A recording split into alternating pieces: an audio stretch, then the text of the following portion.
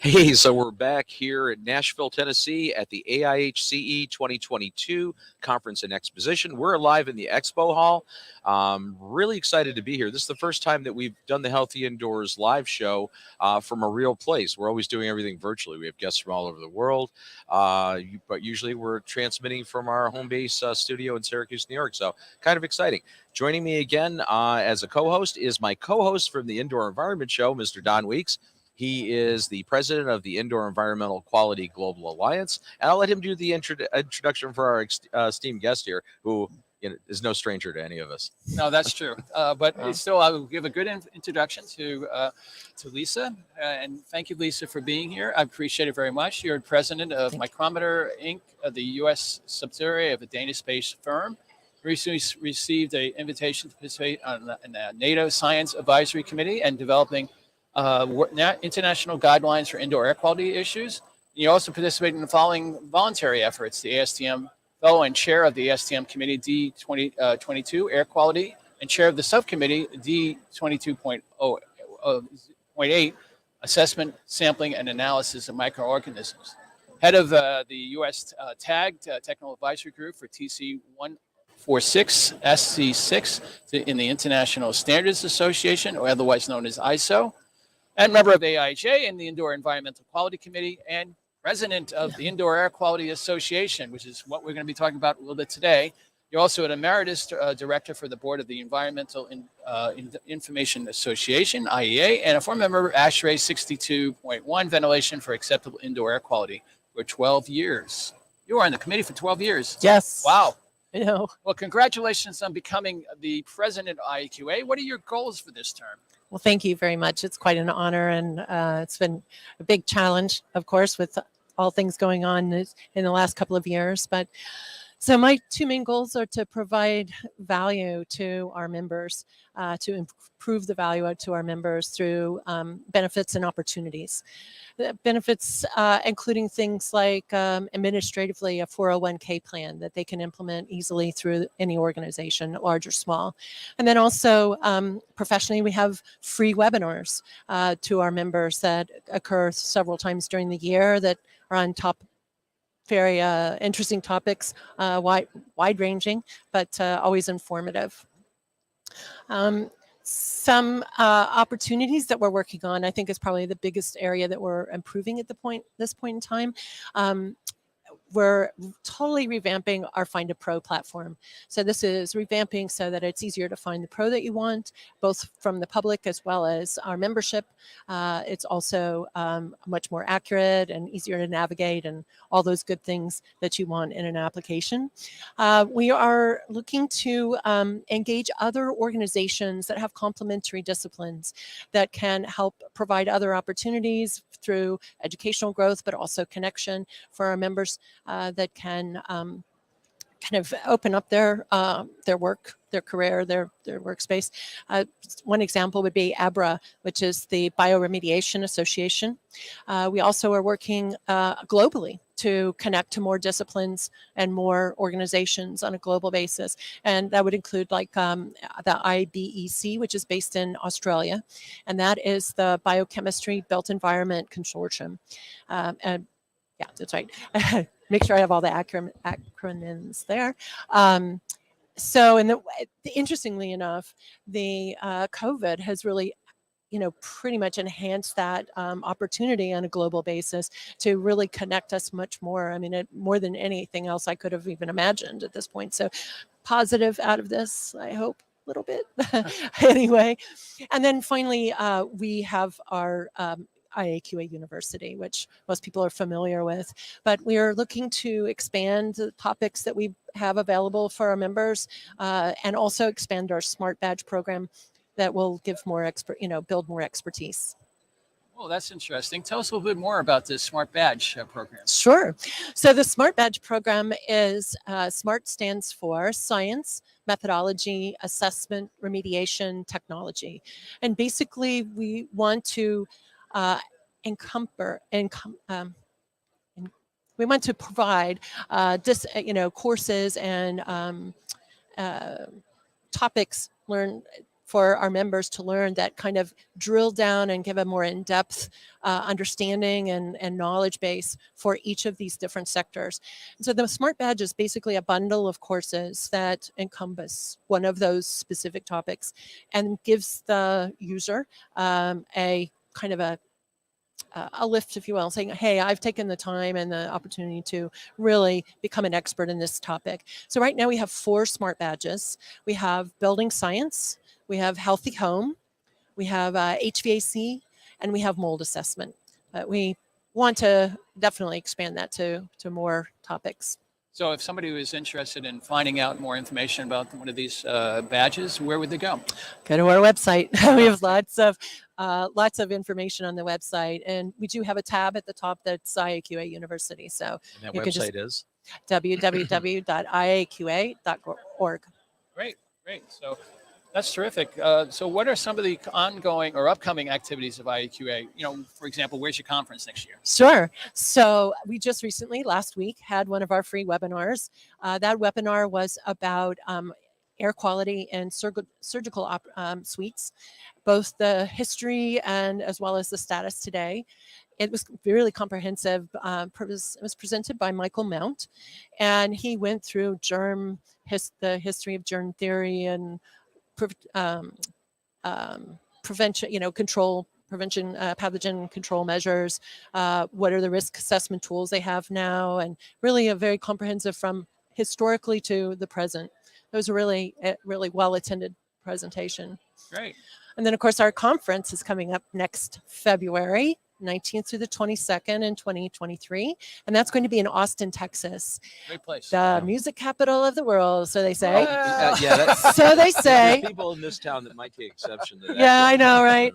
So they say. But live music. Definitely live music. Yes. Well, we're happy to go back to the Lone Star State. It's been a while since we've been there. We always have a good time. And of course, in Austin, there's plenty to do outside the conference, but there'll be plenty to do in the conference as well.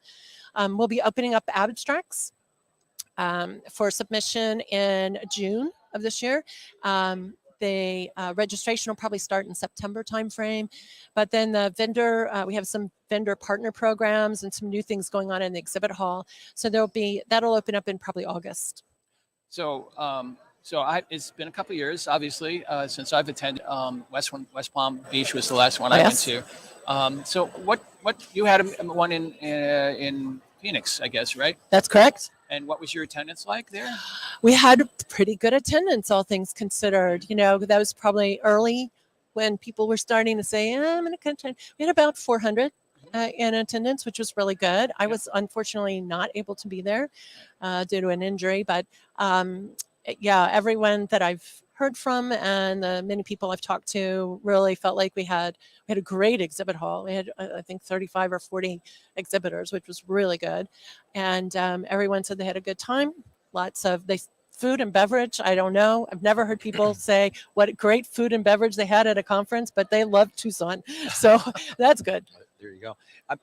So you're coming into the presidency of this organization. It's been around a long time. Coming right off of a 2-year stint at a global pandemic. Well, you had an in-person event this year, so it's been a while though. Yes. Last time I was actually at one of your events in person was West Palm Beach. Yep. So do you see this? I posed this question to some of our other guests today. Do you see this as a unique opportunity in time? I mean, I do. Absolutely. If so, what will you, I guess to summarize it, everybody's laser focused on indoor environments. I mean, even the general public, Yes. which hasn't been the case, right, for a long time. I think, this is a unique opportunity. So for your members, how do you get the messaging out there? How do you get the messaging from your members? How do they message the general public community? What's the goal here? How do we push this thing forward now rather than have it, short attention span like we always do in this world on everything? Well, I think the webinars are going to be really a big piece. We do have some public, webinars as well. I think there's a lot of outreach going on social media wise. That's a big focus of ours from a messaging standpoint. We have a lot of new messaging that's being developed right now to communicate in a different way than what we've been doing in the last 5 years. You know, there's been a lot of change with generationally, with the conditions in a space, how people feel about their space. And so we're trying to bring all these messages together that come from our members and the way they see the space, as well as what we see the public wants from us. So we do have a lot of engagement with the public, just from questions coming in through the website, through phone calls to the home office, asking questions about this and, you know, all different kinds of topics. And so we're gathering that information as well to address and inform our webinars in the future, our outreach programs, how we can reach out to people. I think there's also the whole, you know, where people are working. You know, the workplace is not the same as it was 3 years ago. It is not necessarily a high-rise environment anymore.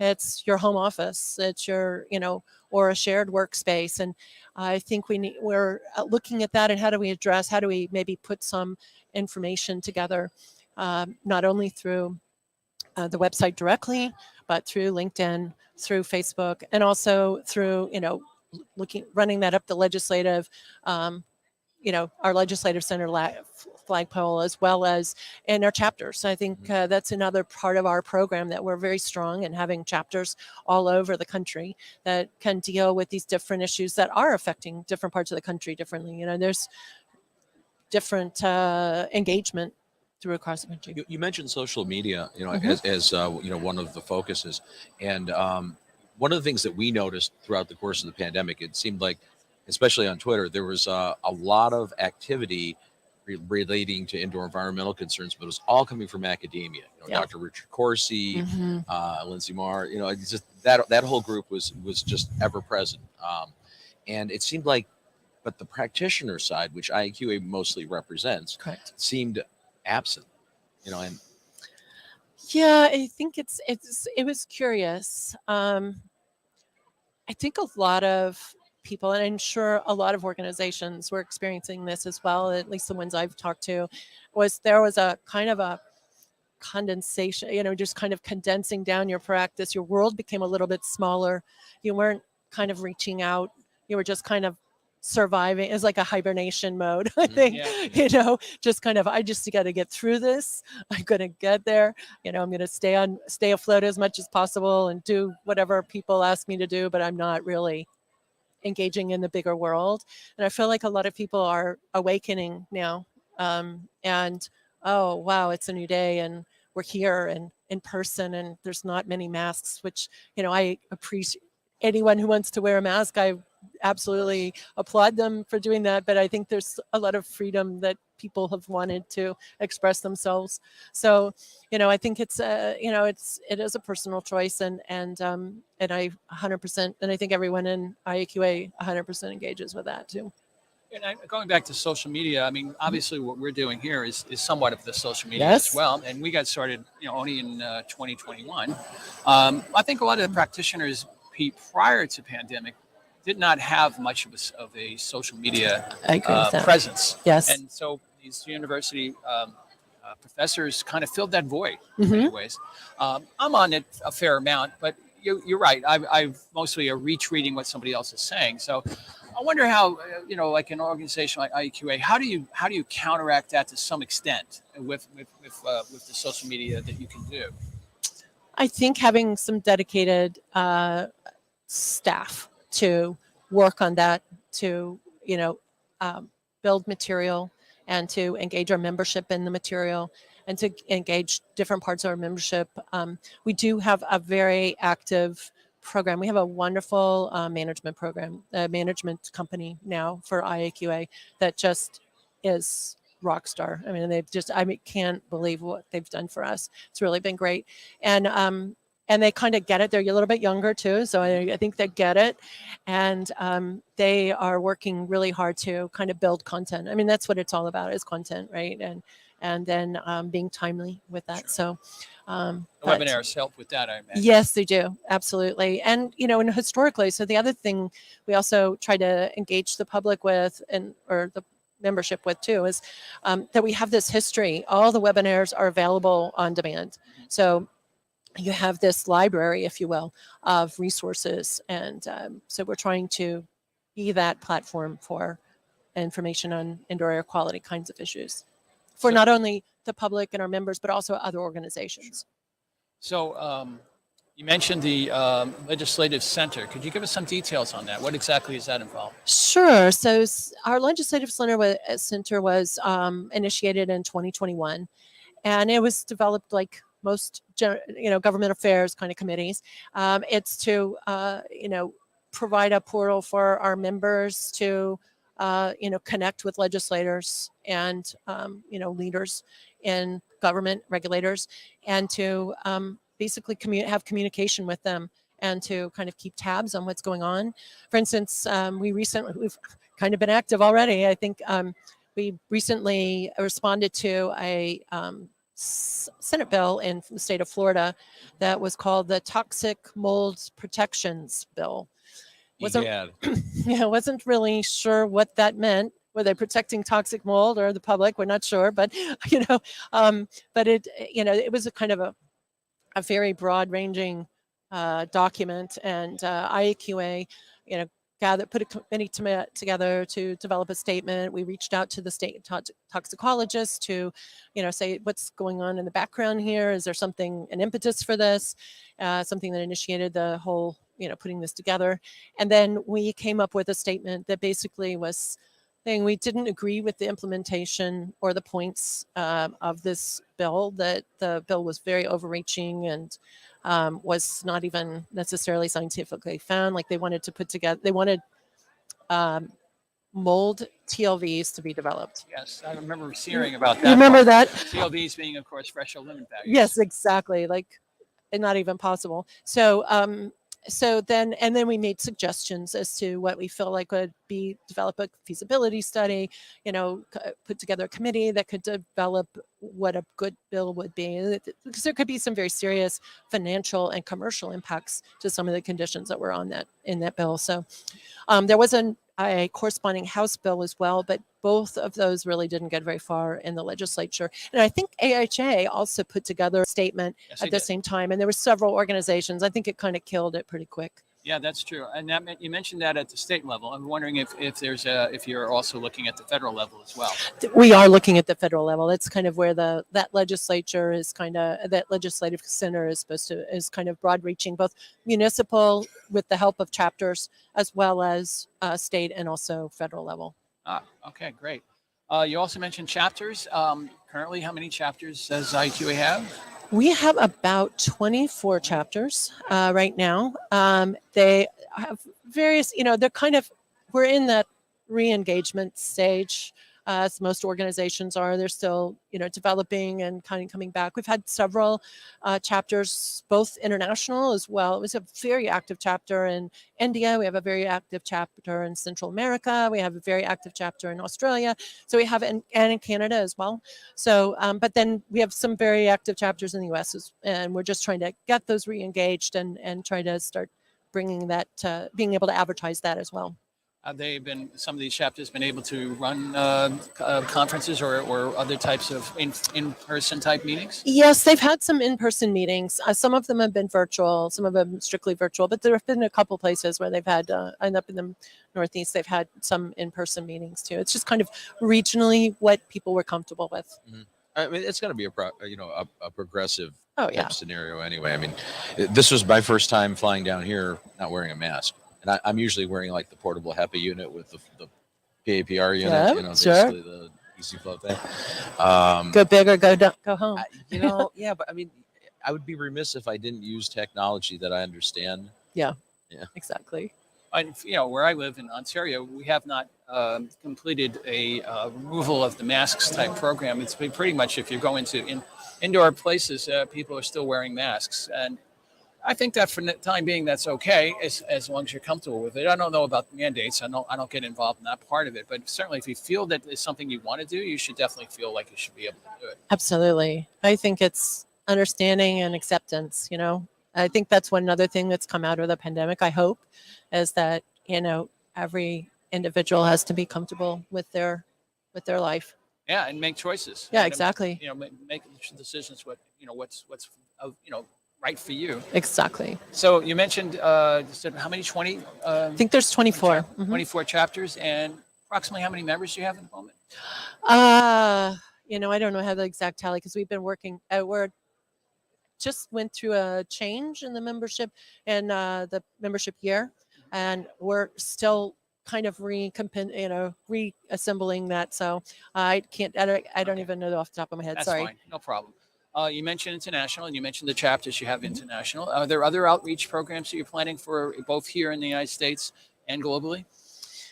I think it's mostly looking to outreach to different organizations that might be Mhm. connected and complementary, as well as developing some chapters. And we have some quite a few European members. We have that we don't really have a chapter over there yet.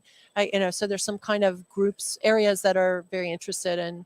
So that's good. And then I said, as I mentioned, the outreach to other organizations. Like, can you name some? Or? Yeah, like ABRA is Okay. one. Yep. We've talked to some other indoor air, like Environmental Information Association. We don't have anything formal in some of Right. these, but we also have the Allied Industry Partners. So we're That's true. working with the Allied Industry Partners, which is a group of, I think, 13 different organizations that include AIHA Yes, it does. to basically just communicate and be supportive of each other Mhm. in those communications, but also to take a stand and to engage. And that would kind of link into the legislative center as appropriate. So I mean, it is challenging though, right? Yeah. Because Yeah. again, you mentioned this earlier. You are trying to herd cats, and everybody does have their own feudal states. right, I mean, excellent. they're- Yep, and some of these feudal states have existed for like 3 decades plus now. right. So, I don't envy your position. I really don't. Well, I have a very good team. We have an amazing board that's very, very active. I think that's really one of the strengths of IAQA is the participation.